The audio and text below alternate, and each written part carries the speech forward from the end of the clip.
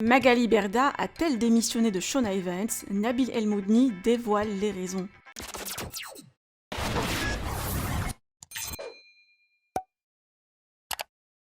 Depuis quelques heures, quelques comptes sur les réseaux sociaux ont partagé que Magali Berda aurait démissionné de son poste de PDG de Shona Evans.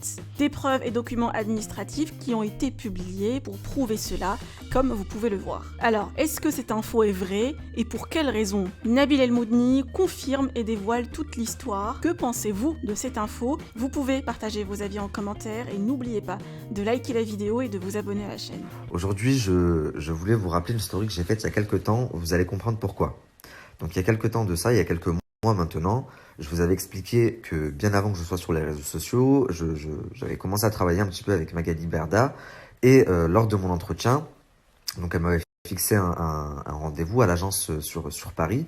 Et lors de mon entretien, je la vois, on discute quelques minutes.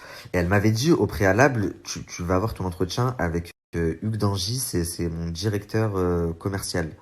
Or, j'ai eu effectivement mon entretien avec Hugues Dangy, mais il ne s'est pas du tout présenté comme le directeur commercial, il s'est présenté comme le nouveau patron de l'agence. Donc, lors de l'entretien, on était seuls et il m'explique, enfin, il me demande si je sais qui il est, je lui réponds que non. Il me dit que c'est le patron du groupe Non-Stop et que avec Banijé Productions, ils ont racheté Shona Evans parce que quelques mois auparavant, Magali Berda a eu de gros soucis avec sa banque. Pourquoi elle a eu des soucis avec sa banque? Parce qu'elle leur a demandé un prêt qu'ils ont refusé. Ils ont refusé parce que, en fait, même si Shona Evans faisait rentrer de l'argent, elle en dépensait 2 fois plus. Et pourquoi elle en dépensait 2 fois plus? Parce qu'elle payait les candidats des sommes, mais laissez tomber, vous imaginez même pas par mois, juste pour avoir l'exclusivité. Et c'est pour ça que à un moment donné, il y a énormément de candidats qui sont partis de chez Shona Evans, c'est parce qu'elle n'arrivait plus à les payer. Elle devait un genre de 40 000 euros à ses bidadji, enfin, elle devait de l'argent à tout le monde, à plein d'entreprises. Et donc, à ce moment-là, ça aurait pu être la fin de Shona Evans. La banque lui a refusé le prêt.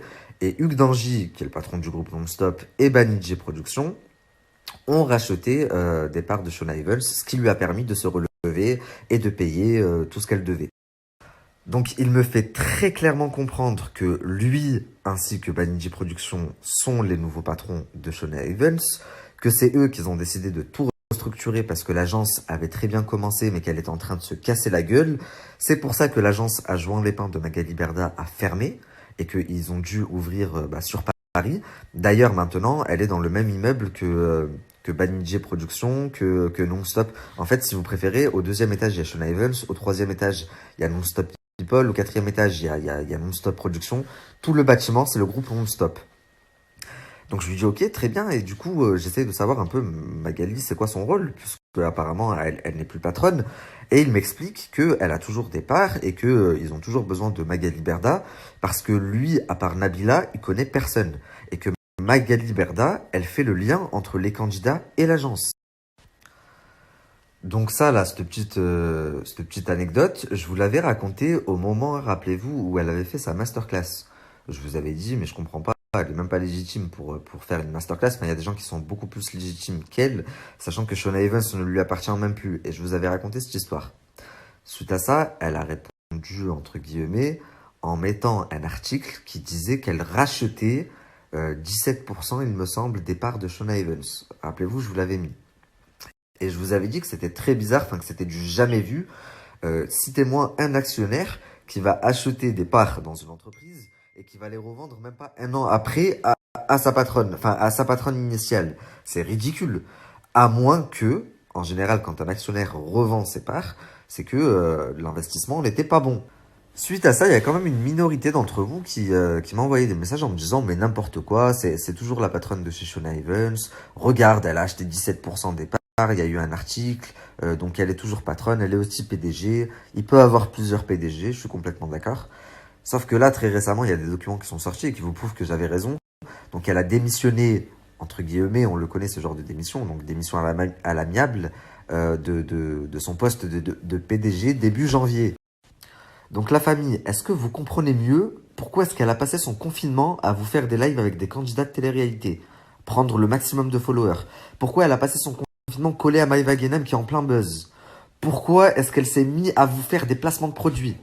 Bah, tout simplement parce qu'elle pense à l'après et qu'aujourd'hui, au sein de l'agence Shona Evans, elle n'est plus indispensable et que si demain, il y a à nouveau un bad buzz sur elle, comme il y a quelques mois avec moi ou avec Marc ou même avec Aquababe, pas forcément un bad buzz qui la vise elle particulièrement sur sa vie privée. Si par exemple demain ces candidats se mettent à promouvoir une entreprise qui s'avère être une grosse arnaque, comme ça s'est déjà produit dans le passé, et ça fait encore un gros bad buzz, et ben c'est elle qui prendra et elle va se faire virer de sa propre agence. C'est ce que je vous disais il y a quelques mois.